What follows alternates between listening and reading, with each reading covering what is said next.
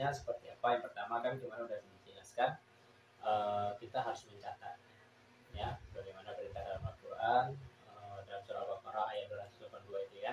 Yang kedua, jangan pernah kita berniat untuk tidak membayar utang. Saat kita berutang, jangan pernah terniat dalam hati kita untuk tidak membayarnya. Karena kalau kita berniat untuk tidak membayarnya, Allah akan mempersulit hidup kita. Yang akhirnya kita memang benar-benar tidak mampu untuk membayar utang tersebut. Dan yang ketiga adabnya itu, punya rasa takut jika tidak bayar utang, karena alasan dosa yang tidak diampuni dan tidak masuk surga. Ya, sebagaimana dalam sebuah hadis kan dikatakan semua dosa orang yang mati syahid itu diampuni kecuali dosa utang. Jadi orang yang mati syahid itu kan dosanya diampuni oleh Allah. Tapi kalau dia masih ada hutang, nah itu dosa utang itu nggak diampuni, harus diselesaikan gitu. Ya, kalau di dunia tidak diselesaikan, di akhirat diselesaikan. Ya, itu yang ketiga. Dan yang keempat sekarang, adab yang keempat itu jangan merasa tenang kalau masih punya hutang. Ya, kalau kita punya hutang, baik besar ataupun kecil, jangan merasa kita itu udah tenang. Gitu. Jangan merasa kita melupakan ada hutang kita gitu. Jadi kalau kita punya hutang, baik besar ataupun kecil, harus kita usahakan untuk membayarnya. Karena di dalam sebuah hadis sahih ya yang diriwayatkan oleh Ibnu Majah, barang siapa mati dan masih berutang 1 dinar atau dirham, ya, man mata alaihi dinarun au dirham qudiya min hasanati laisa thumma dinaru wala dirham. Barang siapa mati dan masih berhutang 1 dinar atau dirham, maka utang tersebut akan dilunasi dengan apa? Dengan diambil amal kebaikannya. Ya. Karena di sana di akhirat tidak ada lagi dinar dan dirham. Jadi kalau kita udah meninggal nih, ya, masih ada hutang, ya, yang belum kita selesaikan di dunia. Nah, di akhirat nanti akan kita selesaikan.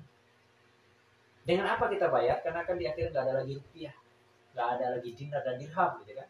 Nah, bayarnya dengan kebaikan kita. Iya, kalau amal kebaikan kita banyak.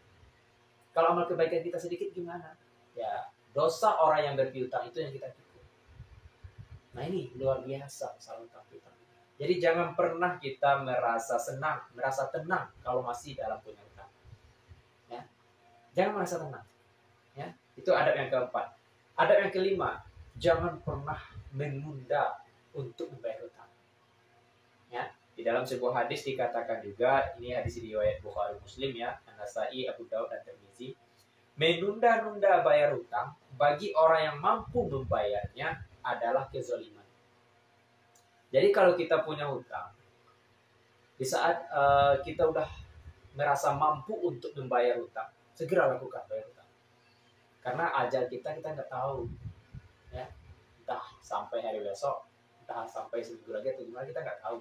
Makanya usahakan di dunia ini kita selesaikan. Kalau kita punya kemampuan untuk membayar hutang, harus kita bayarkan. Jangan alihkan dulu, jangan dialihkan ke yang lain. Kita punya uang nih, jangan dialihkan ke yang lain untuk belanja dulu, untuk shopping dulu atau apa. Jangan. Tahan dulu ya. Kita tahan itu dulu. Kalau punya hutang, bayar. Mana yang lebih penting? Karena ini kewajiban kita. Kalau tidak selesai di dunia, di akhirat kita selesaikan. Ya, biarlah kita terlihat miskin, ya, daripada kita terlihat kaya dari hasil hutang. Apalagi hutangnya hutang riba. Ini nggak riba. Ya, jadi jangan pernah kita menunda-nunda untuk membayar hutang. Kalau kita punya kemampuan untuk membayar hutang, segeralah bayar. Nah, kita nggak tahu juga kan orang yang memberi hutang kita itu kan dia juga bisa jadi dia juga membutuhkan. Nah, makanya ini merupakan suatu kezaliman. Kalau kita udah punya kemampuan untuk membayar, tapi kita tidak membayar, ini kita zalim kepada orang yang berhutang. Zalim kita. Ya, itu kalau kita punya kemampuan jangan pernah menunda-nunda. Adab selanjutnya, jangan pernah menunggu ditagih dulu baru membayar hutang. Nah, ini kebanyakan orang ini ya. Kalau nggak ditagih, nggak akan membayar. Bahkan kalau udah ditagih pun, dia nggak bayar juga gitu kan. Udah berkilah gitu kan. Berbahaya. Nah, kalau seandainya kita berhutang kepada si A misalnya, lalu si A itu mengingatkan kita, menagih kita, itu bukan berarti dia marah. Bahkan itu si A ini tanda sayang sama kita. Dia pengen hutang ini diselesaikan di dunia, tidak di akhirat. Ya. Jangan kita beranggapan orang yang menagih hutang itu orang yang benci sama kita, orang yang marah sama kita, tidak. Dia itu orang yang baik. Dan kalau kita berhutang kepada seseorang, lalu orang yang berpiutang ini tidak menagih-nagih sama kita, ini berbahaya. Ini berbahaya, ya. Karena kalau kita meninggal nanti kita akan melunasi juga dengan kebaikan kita. Dia menunggu kebaikan kita nanti di akhirat. Makanya kalau orang yang berpiutang ini tidak menagih-nagih kepada kita, itu berbahaya bagi kita. Ya, kalau dia menagih sama kita bukan berarti dia marah, tapi dia itu sayang. Nah, jangan kalau kita punya kemampuan untuk membayar utang, jangan menunggu ditagih dulu. Ya, misalnya kita ini berutang, misalnya saya berutang kepada Ustaz Windi, 1 bulan lagi saya bayar. Di rentang waktu yang berjalan, misalnya cuma 15 hari, saya udah punya uang kemampuan untuk membayar. Jangan ditunda. Jangan menunggu harus jatuh tempo dulu untuk membayar, jangan. Sebisa mungkin secepatnya kita bayar. Ya, ada beberapa hal yang harus disegerakan di dalam Islam itu, salah satunya membayar hutang. Ya, kalau kita udah punya kemampuan untuk bayar hutang, segerakan membayar. Jangan tunggu ditagih dulu, gitu. Jangan sampai jatuh tempo dulu. Nah, ini ada yang harus kita perhatikan. Selanjutnya, jangan pernah mempersulit dan banyak alasan dalam pembayaran hutang. Nah, ini kan kalau orang udah ditagih ini banyak alasan gitu ya, alibinya banyak.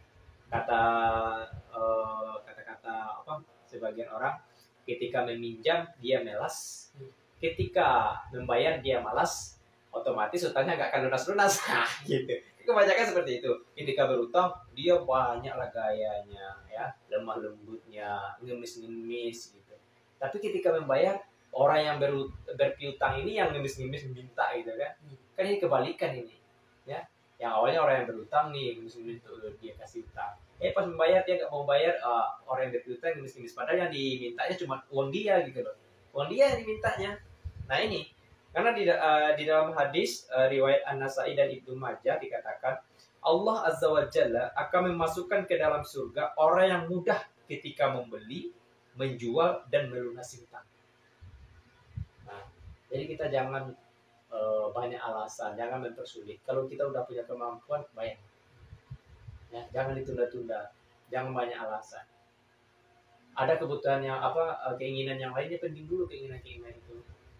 Ini kan kayak banyakkan orang ketika ditagih dia bilang nggak punya uang. Besoknya JNE, JNT, Shopee, bla bla bla datang ke rumahnya ngantar barang. Berarti kan dia punya kemampuan untuk bayar utang gitu kan. Dia udah punya uang gitu. Tapi digunakan untuk shopping gitu. Utangnya aja belum dibayar. Nah, ini sebenarnya kita malu. Ya, malu. Nah, makanya kita sebagai orang yang berutang kita harus sadar. Pending dulu keinginan-keinginan itu. Selama kita masih ada utang, ya usahakan utang dulu dibayarkan. Utang yang harus kita bayar dulu. Jangan dialihkan ke yang lain. Nah, ada selanjutnya. Jangan pernah meremehkan hutang meskipun sedikit. Nah, ini perlu juga, ini adab juga ya. Karena kalau kita berhutang, kadang kan walau hutang kita sedikit ya, kita menganggap remeh. Nah, kan sedikit cuma. Ya, enggak banyak. Besok lah gajian besok kita bayar. Ya, padahal sekarang udah punya uang nih. Dia memang nggak remeh. Dia udah merasa yakin ajalnya sampai bulan ke depan gitu. Nah, ini nggak boleh. Jadi jangan menganggap remeh hutang itu meskipun sedikit. 1.000 atau 2.000 yang atas namanya hutang, ini harus diselesaikan segera. Ya, harus selesaikan segera. Karena kalau tidak di dunia, di akhirat akan kita selesaikan juga. Kita akan ditagih di akhirat nanti. Ya, seperti yang tadi disampaikan tadi, kita bayar dengan kebaikan-kebaikan kita. Jadi jangan pernah menganggap remeh hutang itu walaupun sedikit. Adab selanjutnya, jangan pernah berbohong kepada pihak yang memberi hutang. Nah, ini banyak juga kita temui. Karena di dalam sebuah hadis juga dikatakan, hadis riwayat Bukhari Muslim ya. Sesungguhnya ketika seseorang berhutang, maka bila ia berkata akan cenderung dusta, dan bila berjanji akan cenderung ingkar. Jadi 2 hal ini. Orang yang berhutang ini akan cenderung 2 hal. Berbicara dusta, berjanji ingkar. Akan cenderung. Mungkin kita bisa melihat di dalam kehidupan sehari-hari. Ya, janjinya minggu depan, pas ditagih minta tambah waktu minggu depan lagi. Ditagih lagi minggu depannya itu minta lagi tambah. Dibilangnya nggak punya uang, besoknya datang Shopee, tidak datang JNT, JNE mengantar barang. Ya. Dibilangnya nggak punya uang, bisa beli ini, beli itu. Ini akan cenderung berkata dusta, berjanji ingkar. Ini hadis sahih yang diriwayatkan oleh Bukhari Muslim. Kita lanjutkan dulu ya. Ya, adab selanjutnya, jangan pernah berjanji jika tidak mampu memenuhinya. Nah, seperti tadi, ketika ditagih dia berjanji minggu depan, padahal sebenarnya minggu depan itu nggak ada pemasukan.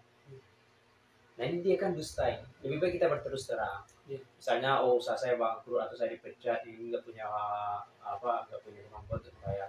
Terus terang aja. Bisa jadi nanti orang yang memberi utang ini atau orang yang berpiutang ini terbuka hatinya untuk mengikhlaskan, merelakan atau sebagainya. Jadi kita jangan pernah berdusta, ya, jangan pernah berbohong. Bilang aja apa adanya. Ya, sampaikan aja. Karena memang kemampuan kita itu belum bisa untuk membayar, sampaikan aja. Ini adab juga ini. Ya, kita harus komunikasikan. Jangan mendiamkan. Kalau kita punya hutang kepada seseorang, jangan kita diamkan hutang itu. Misalnya kita janji bulan depan akan kita bayar. Pas jatuh tempo si orang yang berpiutang tidak menagihnya sama kita atau dia nggak menanyakan itu, bukan berarti dia lupa. Ya, dia sebenarnya ingin ngetes kita. Apakah kita ingat dengan hutang kita?